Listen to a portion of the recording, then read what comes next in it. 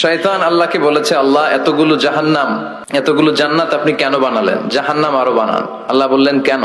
শয়তান বলেছে, আল্লাহ আপনার এই বান্দাগুলো তো আপনি জান্নাতে ঢুকাতে পারবেন না, তো জান্নাত বানিয়ে লাভ কি? আমি সবগুলারে ওয়াসওয়াসা দিয়ে জাহান্নামে ঢুকাবো। আল্লাহ বলেন, এত সোজা?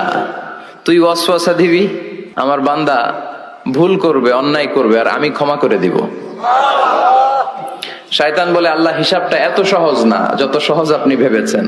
আমি ডান দিক থেকে দেব ধোকা, বাঁ থেকে দেব, সামনে থেকে দেব, পেছন থেকে দেব, নিচ থেকে দেব, শিরা উপশিরায় ঢুকে মাজরার দাম যেখান দিয়ে রক্ত চলাচল করে ওইখানে ঢুকেও ধোকা দেব। আপনি তো জান্নাতে ঢুকাতে পারবেন না। আল্লাহ বললেন, শয়তান তুই আমাকে চ্যালেঞ্জ দিস, তোর এত সাহস?